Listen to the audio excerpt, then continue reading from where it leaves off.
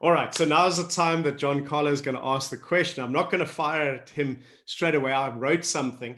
And so earlier, and it was called a question quota, because when I suggested that we were going to do this, you're like, but I've got so many questions. I've got 5 questions. Which one? Well, the thing is that when you know you have a quota, when you know you have one, you've got to come up with a better quality question because you don't want to waste it. And 2, if you come up with a really good question, no pressure here at all, that could be the key to unlocking the kingdom to all the other questions. And so too often we it's when I'm teaching, there's someone who's always got their hand up, always, because they've never stopped to actually ask. They even before they don't know the question. They have, okay, now I know what I want to ask. Well, you haven't thought about it yourself. So Yes. how's that for a preamble before you ask me whatever the question is that you've got? So I actually got the question from listening to your interview with JL. It all solidified everything is, what can we do to keep you from hiding, to keep you so you can keep teaching us? For me, the key is you. We have to keep it so you can keep. Okay, I think we should give you 5 random questions. That would be far much easier. What a horrible question to ask me. Car. Do you know, like, I hope you can see on my face, I'm quite caught off guard here. That's quite impressive. Phew. I think the thing is that, we are all busy. People have their lives, people have things, priorities, and there's apparently some kind of weird thing going on in the world at the same time too that's disturbing people, and I think that makes it more important that we come together, and yeah, I think it's that idea that, like, so if we were, I'm wearing the wrong t-shirt, I'm wearing my Popeye t-shirt today. But if I were wearing the 1, 2, 3 t-shirt with the star with the Y in the middle, that's you are the star in the middle of your life. And then there's a tight circle and there's an F and an F on either side. That's friends and family. But there's a tight circle. And the tight circle is very hard to get in there. So that's zone 2. Zone 3 is ATOF. ATOF stands for all the other fuckers. But if there are kids listening, Uncle Doug did not say that. He said all the other fools. And why ever would you make all the other fuckers more important than you and your friends and family? And so when I said to you earlier that my thing is I was building community in small pods around the world, people who are important to me, who I, and then it works the other way around, and I know that they will take care of me. Well, they come inside my circle. And so the thing about the Be Activated community is that if we can go with the willingness to serve, and service isn't like a just give up. Like when we open up, when we share, when we work together, we all get better, we all do better, we all like the people who have taken this work and gone all in.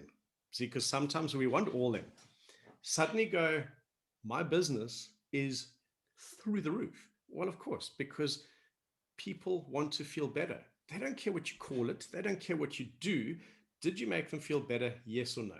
And are they able to do more? Because, like, I come to you and I've done a session with you. I've no freaking clue what you did, but I'm better for it. I'm running faster. I'm feeling stronger. I'm sleeping better. I'm nicer to my family. These are all important things. Hey, I noticed that in that business meeting where normally I sit quietly because I feel so overwhelmed with the stress, I actually realized I wasn't stressed. So I raised a point that I've been wanting to raise for a year. And everyone went, wow, that's a great point. Thank you. And our company is going to do something different. And you go, oh, that's kind of a weird thing to say. No, because that's what I've been doing with my clients. I work on all different levels. I've once had a program with heads of business schools, and I was in baggies and a t-shirt. Why? It was a Sunday. I'd been surfing with my son. On Monday, I said I'd have a nice shirt on. I did. Flip-flops and jeans, but that's how I dress. I'm still in integrity. But we got to look at the 1, 2, 3 in the human body. That was my reference point. And then I said, now let's take it into how your organization works. And we start to say, well, how does that work? And so the same thing works within Be Activated, is that what I'm full disclosure. So I've learned to look after myself. Okay. And Okay. I've learned to do service outside in zone 3. But where I had to bring my energy, especially around the lockdown and all the things and the restrictions, was I was sent a program to watch by a wonderful man called Peter Fox, and he was actually a grief counselor, marriage counselor, and reverend, and all of these things. And we were getting together to, ironically, talk about death, because people are so afraid of that. But he sent me a link to a program. I wish I could even remember what the guy's name was. But one of the quotes that he had in there, I had to write it because it was really important. Because for me, it was my zone 2 talking. And it said, everybody wants to save the world, but nobody wants to help mum do the dishes. And so I realized that I had been looking after this as best I could. And then I was running off to save the world. And the very basic things, the very important zone 2s that are here right now. So I do the dishes more often. I sweep the floor. I'm more attentive to my zone 2. And the big thing is that it makes me feel so much better because zone 2 feeds me. And when zone 2 feeds me, I'm stronger when I go to zone 3. And so the stronger the community is, the stronger that zone 2 becomes within this work. And so it feeds into all of us. And you'll see how people really do want to help each other. There are always going to be people who aren't quite there yet, are still think they've got to go out alone, and they have to be the one to prove it, and that's fine, because I've often been that person. But I think the realm, the world, it's a different place now, and I think it's the all of the solutions that we're looking for happen when we come together, not when we step apart. There's so much division going on. There's so much separation of you're this and I'm that, and so we can't communicate. And well, actually, we can. And so if we almost I don't know, model it better for, because the philosophy is that it's the from the center out expanding. So we want to take care of you. Your responsibility is to take care of you. My responsibility is to take care of me. Now that you're doing that in community, we can make sure that we're all right as well and support each other. But if you're broken, you can't take care of me. So your first and foremost responsibility has to be to take care of yourself first, and mine.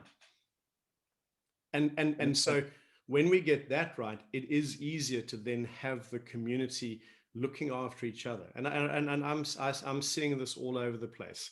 Wonderful, wonderful things. That's really inspiring on how people work together, share ideas, and come together and come up with better ways of doing things. Because like this person has solved one thing and this person has solved another, but when they come together, they realize they have a far greater solution together.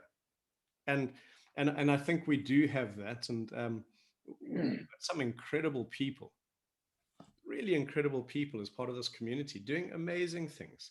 And sometimes that amazing thing is working on a grandmother who's disconnected from her kids and her grandkids because she's not allowed to go near them or touch them because she's in a high risk category, and she's lost her meaning because that was her meaning, her reason for being. So just in case anyone thinks the great work means some high profile thing, not at all. The great work means someone was in need and you met a need, and they're better for it because you were there. And so, it. I think the thing in this work that people don't fully understand is we could pretty much pick any direction and go and be super specialists in this. Like here we're really going into heart and community and taking care of each other. We could be having a separate conversation like the one with jail. All right, so how are we going to belly breathe with 1,000 pounds on us? Yeah. I want you people to understand, listening to this, is these are not two completely diametrically opposite conversations. They're all part of one big puzzle. If the philosophy and the framework that's been created is true, if it's true, it's applicable no matter where you go. And so that might mean whether you're talking big heavyweights or grandmothers or babies, or it might mean whether you're talking about the physical body, the emotional body, the mental body, even the spiritual body, then all those principles should always remain true. And yeah, I smile when I think about that, because a lot of the times, yeah, I remember a guy. This is what flashed into my head when, after I burnt out, I had an amazing man challenge me. I didn't work for a year in working with clients. I went and I did something with electromagnetism. I used to run lectures for doctors. Why? Guess what? I can speak. People will listen. Silly sausages. But I went to this little health shop and I wanted to promote this thing. And this amazing man, Alan Sakonovsky, was incredible. He was an amazing human being. He really knew every single one of his clients in his health shop. And he went, I know who you are. I said, yeah, that's nice. So you want to buy one for your shop? And he said, I tell you what, I will have a conversation if you help that lady over there. And I think she had an elbow problem. Um, you know, and I went, well, maybe I'll get a sale. So I quickly went and helped her. And he goes, no, I'm not interested in what you're selling, but I have a room behind my kitchen. It's tiny. You might be able to fit a tiny treatment bed. But you know what? You can have 2 weeks. And if you can make it work, you can stay for free. And if not, I'll boot you out. And he hit every single one of my buttons. He opened me up by asking me to help someone. And then straight after that, he challenged me and told me I couldn't do something. Here's an opportunity, but if you can't do it, bugger off. And it was beautiful. And how do we get to there? Because that's a really random, how does that tie in with what I'm talking about? In Actually, about the second week, I had someone come to me and used a really strange term.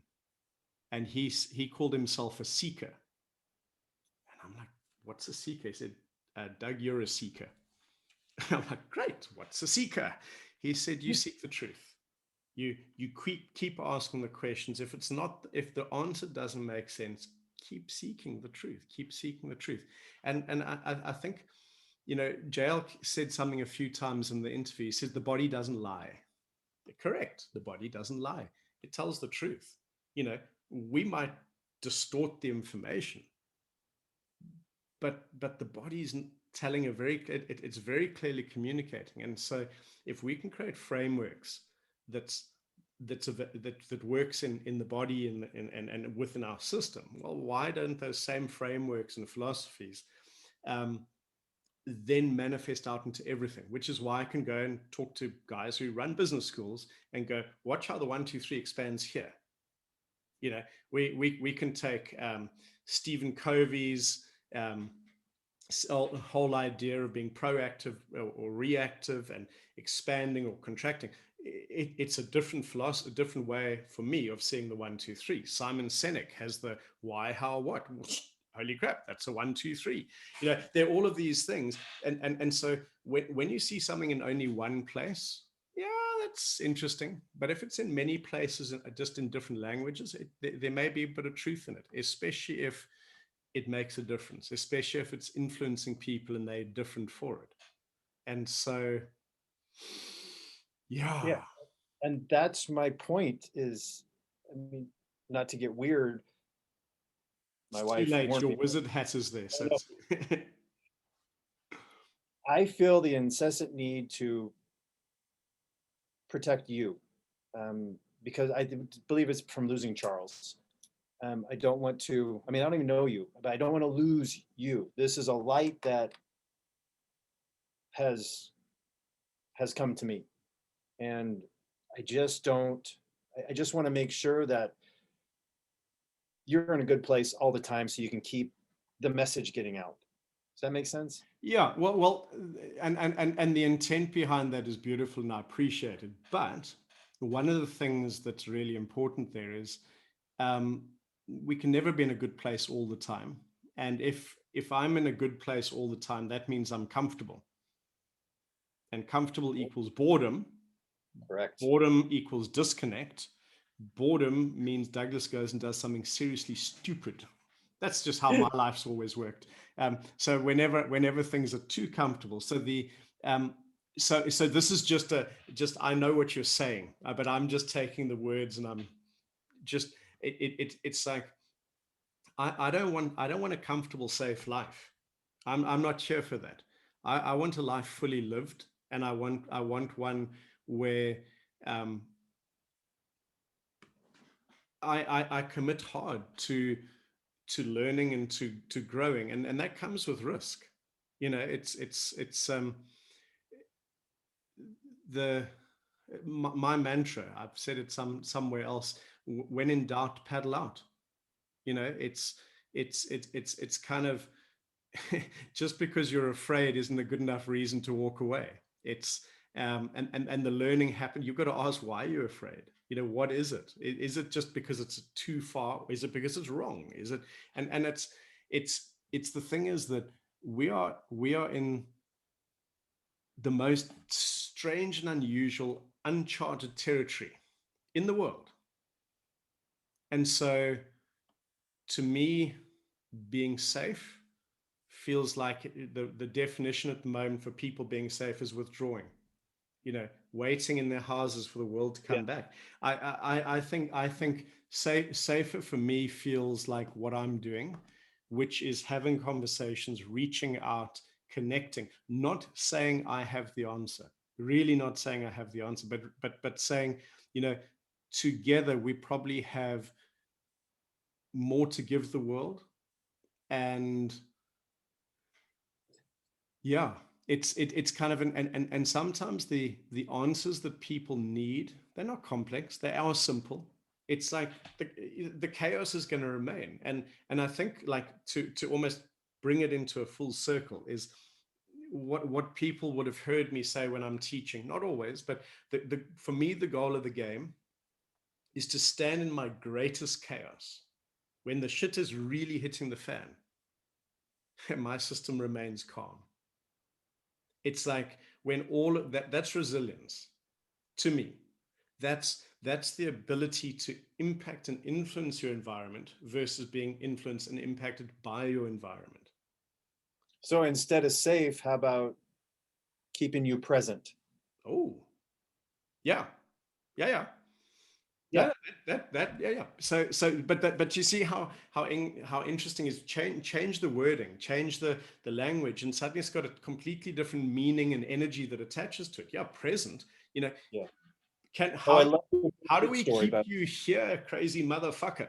You exactly. know, engage with me.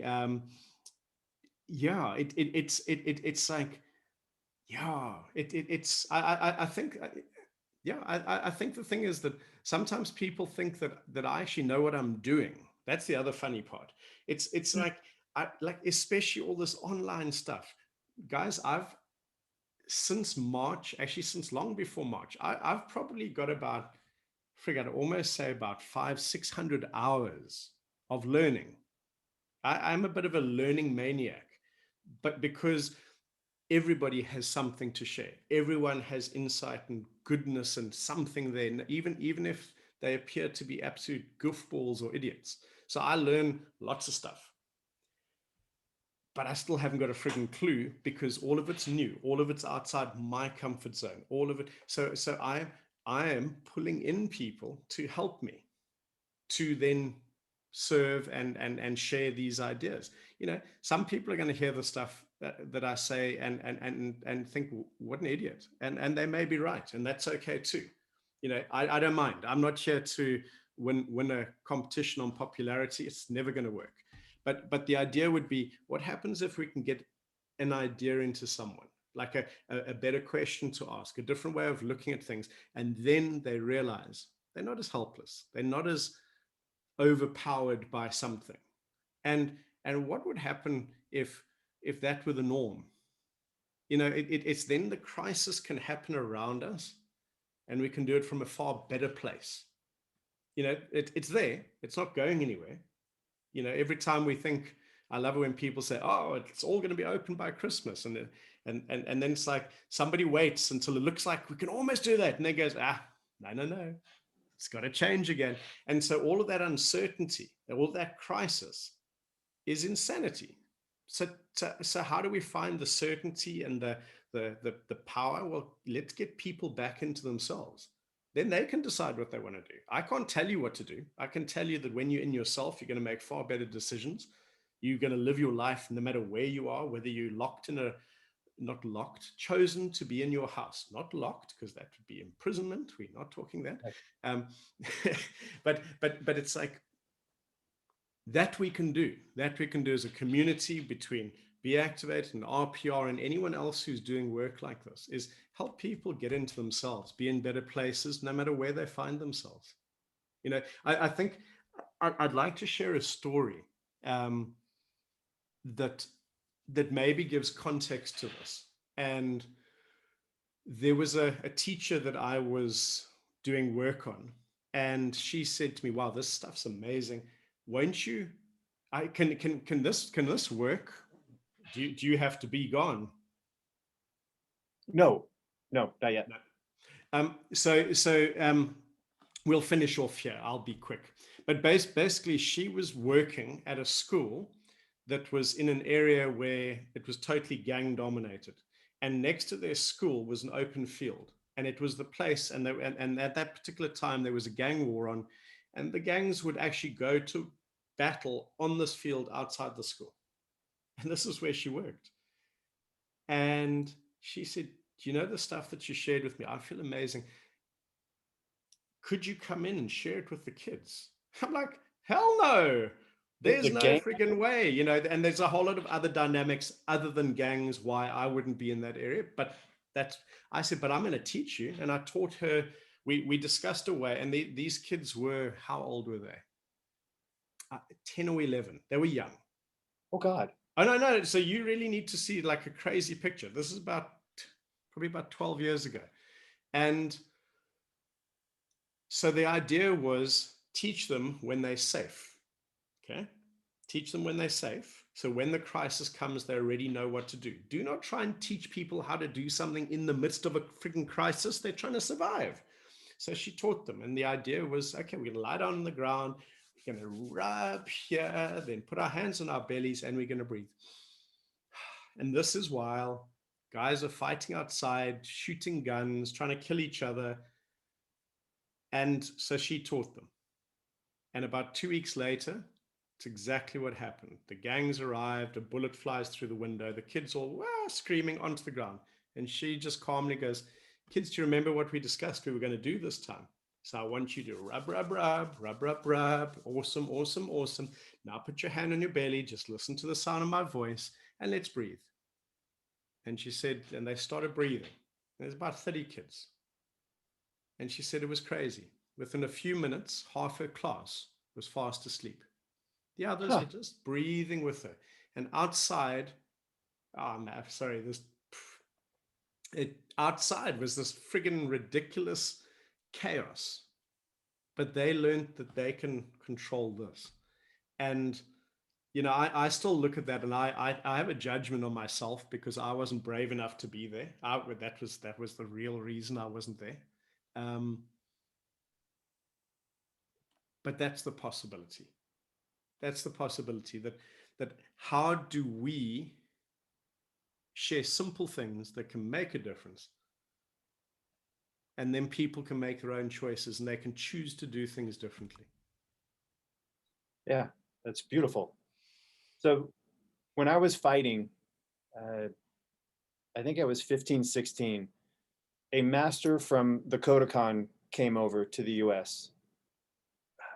And this was a full-blown master. And I had a gi that was given to me by my dad's best friend from the Kodokan. That's not allowed. You have to get the gi from the Kodokan. So I didn't know this. So I'm standing there and he comes up and he pokes me in the chest. What you get? I'm like, what? And he pokes the gi. I told him the story. He's like, honor. That master asked more questions of us. And we were floored by how important our answers were to the master. I have not found another person like that until you, that is so open to knowledge. And this was a guy that, I mean, I was 15, 16, so he looked like he was 700 years old. But the whole 3 days, question after question after question, and he would ask the questions again the next day to make sure he had the right answer. And it was just an eye-opening experience for a teenager to see someone of that level who didn't know shit. And wouldn't was, and now see and here this ties back with our conversation before. And so when we work with our clients, we have to ask them questions. Why? Because we don't know shit. Yes. That's it. And nobody said that I had to know shit. I've just got to ask questions and then people will tell me. And if you have a framework to guide you, it's a map, but they're still going to tell you where on the map you got to go. Yeah. It's just I thank you. That's all I want to say. It's just thank you. Well, thank you. I've really appreciated us chatting today, and meeting today. I think that's what people may forget. It's like we've had chats on email, but you've never spent time with me. We've No. and you asked about that. When you see what comes out, that what we did last week with Carla and Christy and Mickey. They're pushing me to come up with another way to go further and to learn deeper, and so it's very much on the horizon. It's just a matter of figuring out like how it could look and what we could do.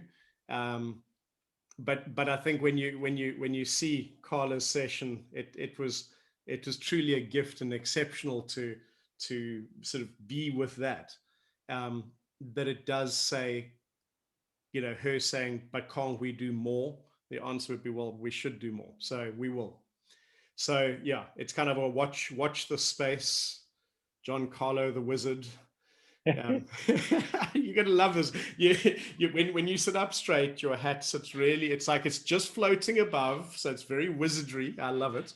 So yeah. Thank you, sir. What a great gift. And again, I must be quite honest.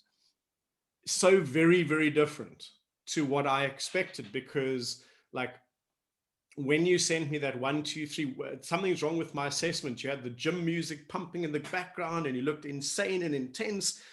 So I was kind of thinking that's where we're going. And we've gone nowhere there. So awesome. And yeah, so thank you. And on we go.